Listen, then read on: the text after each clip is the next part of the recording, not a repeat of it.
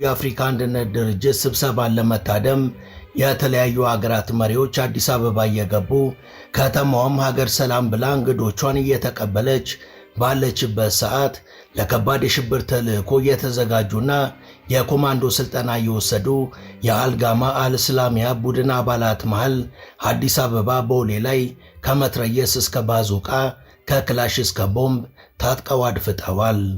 ልክ ባቀዱትና በተዘጋጁበት መንገድ የሆሊውድ አክሽን ፊልም በሚመስል ሁኔታ ከአፍ እስከ አፍንጫቸው የታጠቁ እነዚህ አሸባሪ ኮማንዶዎች ተልኳቸውን ለመፈጸም የቦሌን መንገድ በመዝጋት ከኤርፖርት እስከ ከተማ ታጅበው በሚጓዙ የሀገር መሪ ላይ ተኩስ ከፈቱ።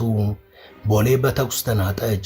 አቅደውና ግድያቸውን ለመፈጸም በቂ ዝግጅት እንዳደረጉ ያሰቡት የሰለጠኑት ኮማንዶዎች በመሪው መኪናና በአጃቢዎቻቸው ላይ የጥይት ሩምታን ማዝነብ ጀመሩ። ለግድያ የታሰቡት የሀገር መሪ ግን ጭረት ሳይነካቸው የገዳዮቻቸውን ፊት እያዩ ጥይት የማይበሳት የተባለችው ሊሞዚናቸው ብትበሳሳም ሕይወታቸውን ለማዳን ራሳቸውን አሳልፈው በሰጡና በሞቱላቸው የኢትዮጵያ ጀግና ወታደሮች ዳግም ነፍስ ዘሩ።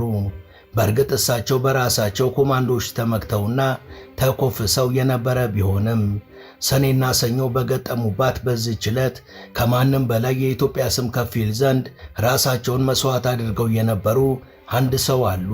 But his continued crackdown on the Islamic opposition nearly brought him the same fate as Sadat. In 1995, he survived an assassination attempt in Ethiopia. 10 years later, Mubarak won Egypt's first ever presidential election.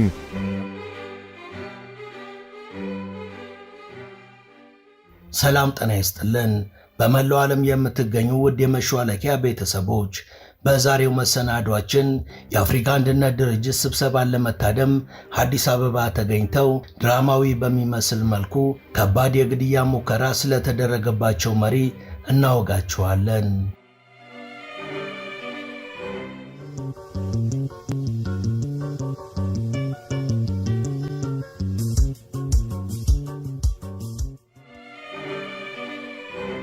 ዕለተ ሰኞ ሰኔ 19 ቀን 1987 በአፍሪካ መዲና አዲስ አበባ መደበኛው የአፍሪካ አንድነት ድርጅት የመሪዎች ስብሰባ ሊደረግ ዝግጅቱ ተጠናቆ መሪዎች ወደ አዲስ አበባ እየገቡ ነበር።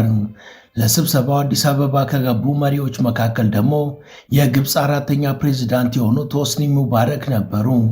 በዕለቱ ሆስኒ ሙባረክን ከአየር ማረፊያ ወደ ስብሰባ አዳራሽ ተቀብለው የሚወስዷቸው ባለስልጣን ደግሞ የትራንስፖርትና መገናኛ ሚኒስቴር የነበሩት ዶክተር አብዱል መጂድ ሁሴን ነበሩ።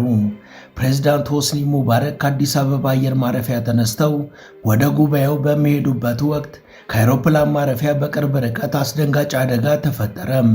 ሙባረክና አጀባቸው ፍልስጤም ኤምባሲ አቅራቢያ ሲደርሱ ሁለት ተሽከርካሪዎች ከውስጥ መንገድ ወጥተው ወደ ዋናው መንገድ በመግባት መንገድ ዘጉ። ከመጡት መኪኖች ውስጥ የወጣ ሰውም ወደ ሆስኒ ሙባረክ መኪና አነጣጥሮ ተኮሰ። ሌሎቹ ደግሞ ከፎቅ ላይ ተኮሱ። ነገር ግን እንዳሰቡት ፕሬዝዳንቱን መግደል አልቻሉም።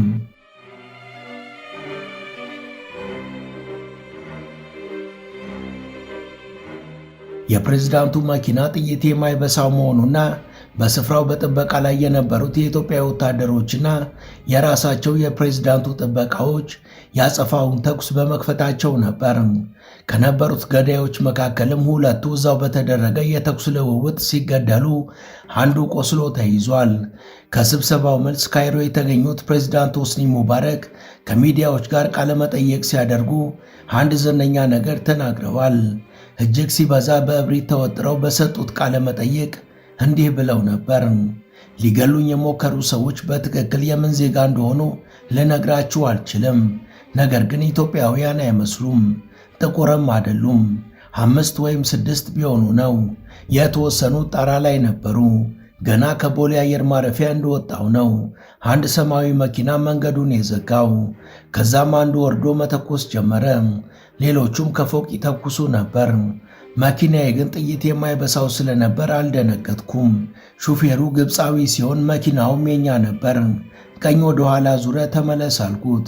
በወቅቱ ሶስቱን የገደሏቸው የኛ ደህንነቶች ነበሩ ብለዋል።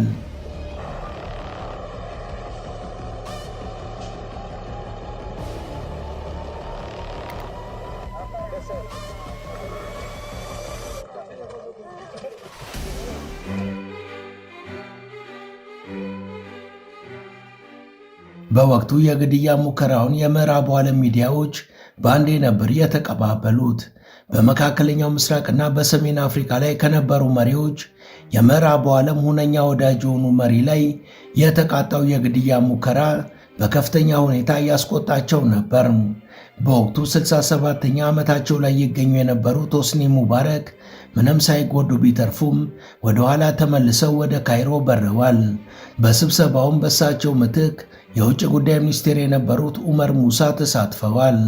ወደ እኔ የተኮሱትን ሰዎች ተመልክቻቸዋለሁ የሚሉት ሙባረክ ኢትዮጵያውያን እንደማይመስሉና ጥቁር አለመሆናቸውን ተናግረዋል። በዛኑ ቀን ሰኞ ማታ የኢትዮጵያ መንግስት ባወጣው መግለጫ ቁጥራቸው ከ7 እስከ 9 የሚደርስ ሰዎች በጥቃቱ እንደተሳተፉ ገልጿል። እነዚህ ሰዎች ዜግነታቸውና ማንነታቸው ባይረጋገጥም የአረብ ዝርያ ያላቸው መሆናቸው ተገልጿል። ከነፍሰ ገዳዮቹ ሁለቱ እዛው ጥቃቱ በተከፈተበት ቦታ እንደተገደሉ ተገልጿል። ሁለቱ ኢትዮጵያውያን የጸጥታ ባለሙያዎችም ጥቃቱን ለመቀልበስ ባደረጉት የተኩስ ልውውጥ መገደላቸው ታውቋል። ከጥቃቱ በኋላ የተነሱ ጥርጣሬዎች የተገኙ መረጃዎችና ማስረጃዎች በሙሉ ጣታቸውን የቀሰሩት ወደ ሱዳን አቅጣጫ ነበር። ሆስኒ ሙባረክ ላይ ግድያ ለመፈጸም ለተንቀሳቀሱት አሸባሪዎች ትጥቅና ስንቅ በማሟላት እንዲሁም ዲፕሎማቲክ መረጃዎችን በመስጠት ሱዳን መተባበሯ በግብፅና በኢትዮጵያ የደህንነት ሰዎች ብቻ ሳይሆን በጸጥታው ምክር ቤትም የተረጋገጠ ጉዳይ ነበር።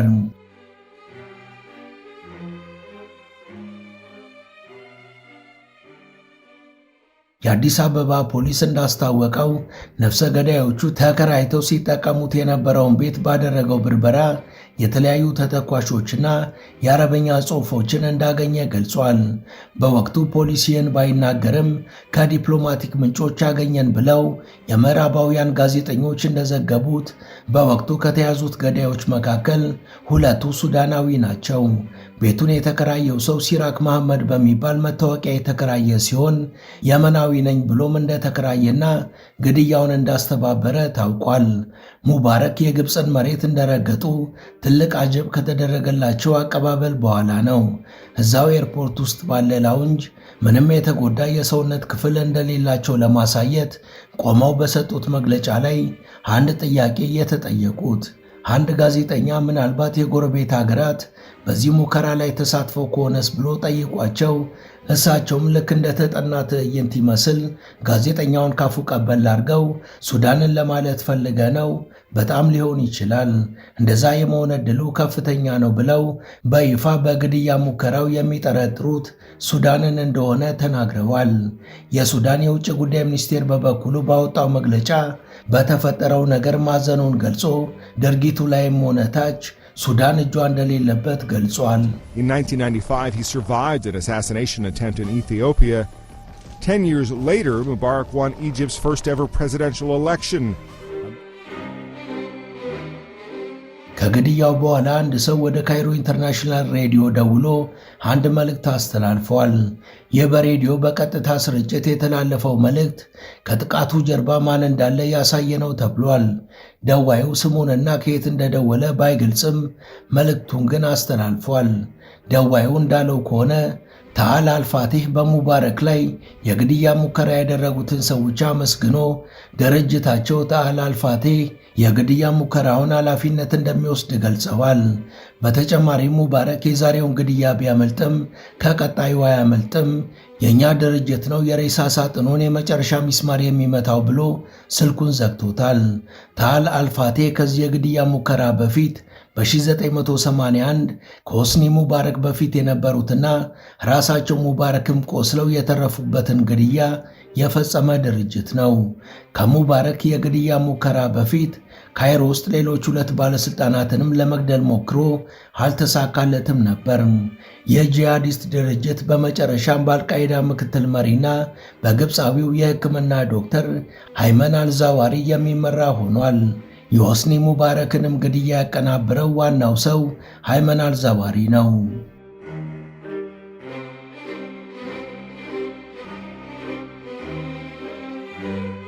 በግንቦት 1987 አጋማሽ አይመን አልዛዋሪና የሱዳኑ አያቶላ የሚባሉት ሐሰን አልቱራቢ ስለ ቀጣዩ የግድያ ዕቅድ ተነጋገሩ። ሐሰን አልቱራቢ ሱዳናዊ የእምነት መምህር ሲሆኑ የሱዳንን መንግሥት ልክ እንደ ኢራኑ አያቶላ khomeini የሚዘውሩ ከተራ ወታደር እስከ ፕሬዝዳንቱ ድረስ በሁሉም የሚሰሙ ነበሩ። ሱዳንን ለመርዳት የሚፈልጉ ድርጅቶች ሳይቀሩ ፕሬዝዳንቱን ሳይሆን እሳቸውን ቀርበው ነበር ፍቃድ የሚጠይቁት። ዶክተር አይመን አልዛዋሪም ከአልቱራቢ ቡራኬን አገኘና ሰኔ 19 ቀን 1987 የሆስኒ ሙባረክን ግድያ ዕቅድ ለመደገፍ ተስማማ። ሐሰን አልቱራቢም ሱዳንን ወክለው ወሰኑ። እናም የሱዳን ደህንነት መስሪያ ቤትና ወታደራዊ ተቋማት የአይመን አልዛዋሪን ልጆች ደገፉ። በእርግጥም በጀግና የኢትዮጵያ ወታደሮች ትጋት ቀድሞውኑም ዕቅዱን ማክሸፍ ባይቻልም የፕሬዝዳንት ሆስኒ ሙባረክን ነፍስ ግን ማትረፍ ተችሏል። ሙባረክ ከብዙ ሞት እንደተረፉ ይነገራል። ከሞት ለጥቂት የተረፉበትና ለስልጣን ያበቃቸው አጋጣሚም በሕይወታቸው ተጠቃሽ ነው። እሳቸው ምክትል ፕሬዝዳንቱ ደግሞ አንዋር ሳዳት ነበሩ። ጊዜው ደግሞ ጥቅምት 6 ቀን 1981 ነበር። ግብፃውያን ኦፕሬሽን በድር የሚሉትንና እስራኤልን ድል የነሱበትን በዓል እያከበሩ ነበር። በዚህ ወቅት ግን አንድ ወታደር ወደ አንዋር ሳዳት አቅጣጫ ተጠግቶ ጥይት አዘነበባቸው። የጥይት ዝናቡ ካፊያ ደግሞ ሙባረክንም አረጠባቸው። እንደ አንዋር ሳዳት ግን ለክፉ አልሰጣቸውምና በሕይወት ተርፈዋል።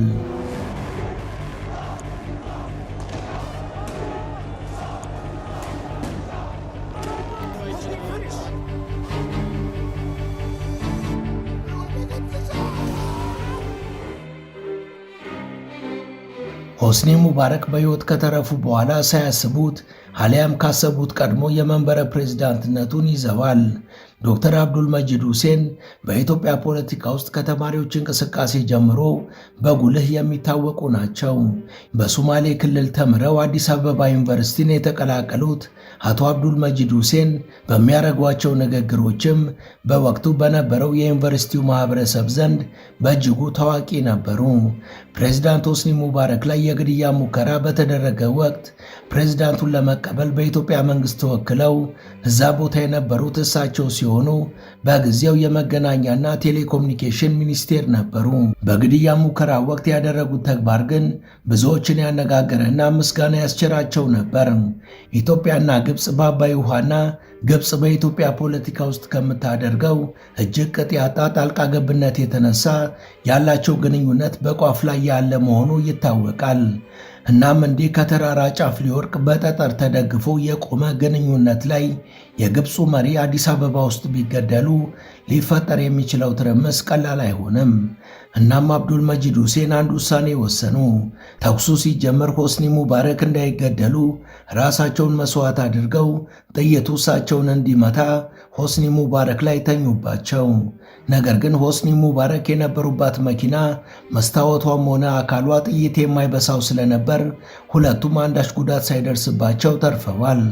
የጀግና ተግባር የፈጸሙት አብዱል መጂድ ሁሴንም በብዙዎች ዘንድ ከፍተኛ አድናቆትን አግኝተዋል።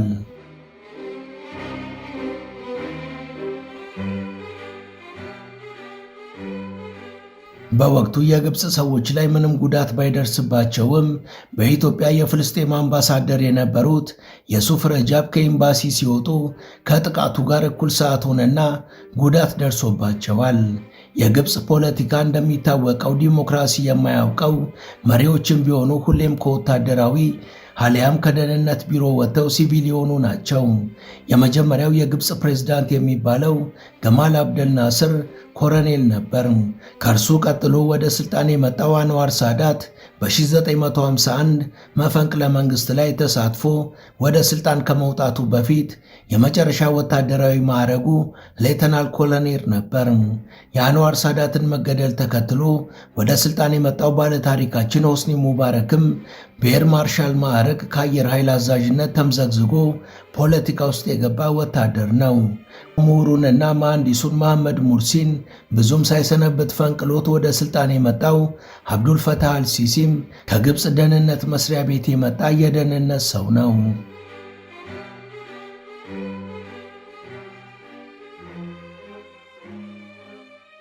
ሆስኒ ሙባረክ ሳዳት ለግብፅ የሰጧት ስጦታ ናት ይባላል። አብዱልፈታህ አልሲሲ ደግሞ ሙባረክ በተራቸው ለግብፅ የሰጧት ስጦታ ናቸው ይባላል። ሆስኒ ሙባረክን ከአየር ኃይል አብራሪነት ለፕሬዝዳንትነት ያበቁት ሟቹ አንዋር ሳዳት ናቸው። አብዱልፈታህ አልሲሲንም የደህንነት ቢሮው ላይ ሾመው ለዚህ ስልጣን ያበቋቸው ሆስኒ ሙባረክ ናቸው። ግንቦት 4 ቀን 1928 ቃፊር አልማስላ በተባለች መንደር የተወለዱት ሆስኒ ሙባረክ አባታቸው የፍርድ ቤት ሰራተኛ ቢሮክራት ነበሩ። በውትድርና በኩል የገጠር ሕይወትን ያመለጡትና ጎበዝ ተማሪ የነበሩም ሲሆን በ20 ዓመታቸው ከግብፅ አየር ኃይል ማሰልጠኛ ተመርቀዋል። አየር ኃይል ውስጥ ሙባረክ እጅግ ዕድለኛና የሚወደዱ ሰው ነበሩ። ደሞም ጎበዝ አስተማሪ የሆኑ የግብፅ ብሔራዊ ጀግና ነበሩ። ከተመረቁ በኋላ በ1950ዎቹ በአብራሪዎች አሰልጣኝነት አሳልፈዋል። በ1960ዎቹ ደግሞ የአየር ኃይል ማሰልጠኛውን ከመምራት ጀምሮ የተለያዩ የአየር ምድቦችን እስከ ማዘዝ ድረስ አገልግለዋል። በ1972 የአየር ኃይል ዋና አዛዥና ምክትል መከላከያ ሚኒስቴር ሆነው ተሹመዋል። በዚህ ጊዜ ማለትም በ1973 በተደረገው የዮም ኪፑር ጦርነት ግብፅ ሲና በረሃን ስታስለቅቅ ድንቅ የአየር ተልዕኮ ዕቅድን በመምራትና እስራኤል ላይ ድልን በመቀዳጀታቸው ብሔራዊ ጀግና ተደርገውም ተሸልመዋል።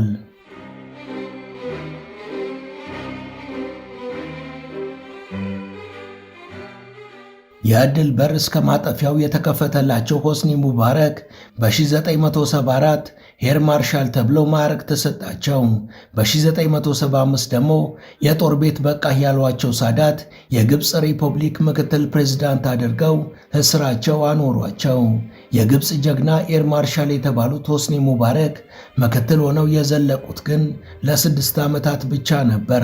በ1981 ሳዳት በግድያ ወደማይመለሰው ሞት ሲሄዱ ባዶውን ዙፋን ብቻቸውን ነገሱበት። 3 አስርት ዓመታትንም ሕዝቡ ረድልን እስኪላቸው በሥልጣን ናኙበት። 2011 ላይ የመካከለኛው ምስራቅና የሰሜን አፍሪካ መሪዎችን ከቱኒዚያዋ ትንሽ ከተማ ቤናሮስ የተነሳው እሳት ፈጃቸው። ሰደድ እሳቱ ቀድሞ ከፈጃቸው ውስጥ ከ6 ሞት የተረፉት ሆስኒ ሙባረክ አንዱ ነበሩ። በወቅቱ የግብፅ ሕዝብ አደባባይ ወጣ። ታህሪር አደባባይን አዋቂ ከሕፃን፣ ሀብታም ከድሃ፣ ምሁር ከተራው ሰው ሳይለይ ግብፃውያን በሙሉ ሞሉት። ሆስኒ ሙባረክ ሆይ አንተ ከስልጣን ካልተነሳ እኛ ተነስተን ወደ ቤት አንሄድም አሉ። ድፍን 17 ቀናት ድንኳን ሰርተው ሙስሊሞች በቀን 5 ጊዜ ሰላት እየሰገዱ ክርስቲያኖች ጸሎት እያደረጉ በምልጃና በድዋ እዛው አብረው በአቋማቸው ጸንተው ለ17 ቀናት በጋራ ቆዩ።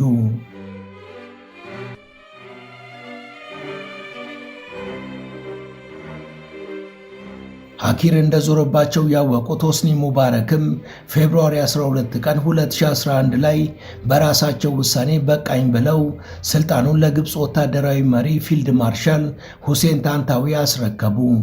29 ዓመት ከ3 ወራት ከ28 ቀናት የሰነበቱበትን ስልጣንም በሕዝብ እምቢተኝነት አስረከቡ።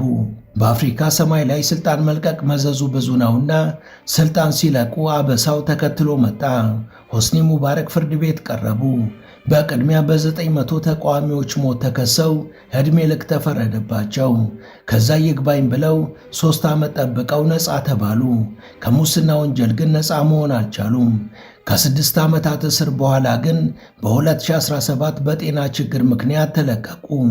በ2020ም ከስልጣን ከወረዱ ከ9 ዓመታት በኋላ በተወለዱ በ91 ዓመታቸው እስከ ወዲያኛው አሸልበዋል። ከመሪነታቸው በፊት ሀገር ያስገበሩ ወታደር የነበሩና የግብፅ ጦርም 40 ዓመታትን አሻግሮ ተመልክቶ በስልጣን ዘመናቸው ሰሩ የተባለውን ክፋት ተወውና ከነሙሉ ክብር በወታደራዊ አጀብ ለመሪ በተገባ ፕሮቶኮል ቀበራቸው። አዲስ አበባ ላይ የተረፉትን ጨምሮ 6 ጊዜ ሰው ሰራሽ ሞትን ያመለጡት ሙባረክ የዕድሜን ሞት ግን በቃሬዛ ተኝተው ተቀብለው መጨረሻቸው ሆነ።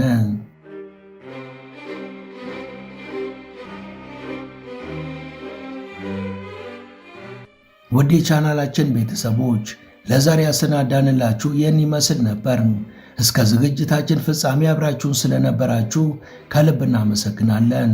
በቀጣይ ቢሰሩ የምትሏቸውን ርዕሰ ጉዳዮች ብትጠቁሙን ደስ ብሎን እንቀበላለን። ቻናላችንን ሰብስክራይብ ማድረግ፣ የደውል ምልክቱን መጫንና ላይክ ማድረግ አትዘንጉ እያልን ለዛሬ በዚሁ ተሰናበትን። መልካም ጊዜ